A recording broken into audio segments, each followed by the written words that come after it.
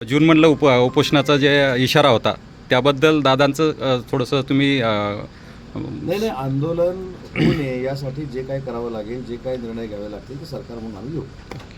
Thank you. पूर्वीच इशारा दिला होता की जर मागण्या मान्य नाही झाल्या, सर्टिफिकेट इश्यू जर झाले नाही तर जूनमध्ये उपोषणाला बसण्याची एक मी आत्ता स्वतः दादांनी सांगितल्यानंतर 2 दाखल्यांसाठी स्वतः फोन केले होते. त्याच्यामुळं असं आडमुठे धोरण कोण अधिकारी जर घेत असतील त्यांना देखील आम्ही व्यवस्थितरित्या समज देऊ. परंतु ज्या काही नियमातल्या गोष्टी आहेत, ज्या दादांच्या माध्यमातून झालेल्या आहेत आणि सरकारनं केलेल्या आहेत, त्याची अंमलबजावणी व्हावी ही आमची सगळ्यांची इच्छा आहे आणि त्याच्यावरच चर्चा झाली. त्याच्यामुळे दुसरी कुठचीही राजकीय चर्चा नाही. कुणीतरी टाकलं की अजून काही राजकीय चर्चा करण्यासाठी मी आलो. मी अनेक वेळा या भागात आल्यानंतर त्यांना न सांगता, त्यांची अपॉइंटमेंट न घेता, माझे त्यांचे घनिष्ठ संबंध असल्याने येऊन जातो आणि त्याच गप्पा मारल्या आणि त्याच्यामध्ये चर्चा देखील झाली उपसमितीमध्ये काय काय करायचं. सर, आजच्या भेटीचं काय कारण?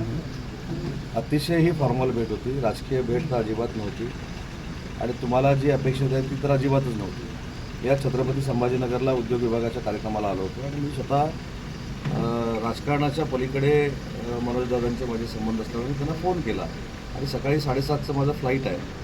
आता गप्पा कोणाबरोबर मारायच्या? मनोजदादांबरोबर गप्पा मारायला आलो होतो. 2 तास त्यांच्यावर मनसोक्त गप्पा मारल्या. मराठा उपसमितीमध्ये देखील मी सदस्य म्हणून आलो. त्याच्यामध्ये नक्की काय चालू आहे ती देखील त्यांच्याबरोबर चर्चा केली आणि आता गप्पा मारून परत संभाजीनगरला निघालो. सकाळी मुंबईत जाणार. वर दादांची पण नाराजी आहे, याबद्दल काही चर्चा झाली? ते झाली ना.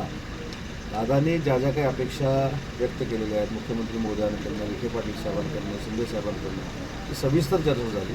पण हे सांगताना पण ते विसरले नाहीत की ज्या पद्धतीनं मराठा आरक्षणाच्या संदर्भामध्ये आम्ही निर्णय घेतलेले आहेत ती सकारात्मक आमची बाजू जी आहे ती पण त्यांनी आम्हाला सांगितली आणि काय त्रुटी आहेत त्या देखील सांगितल्या.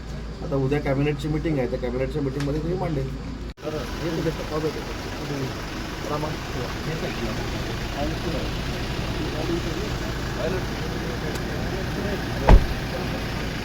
चला.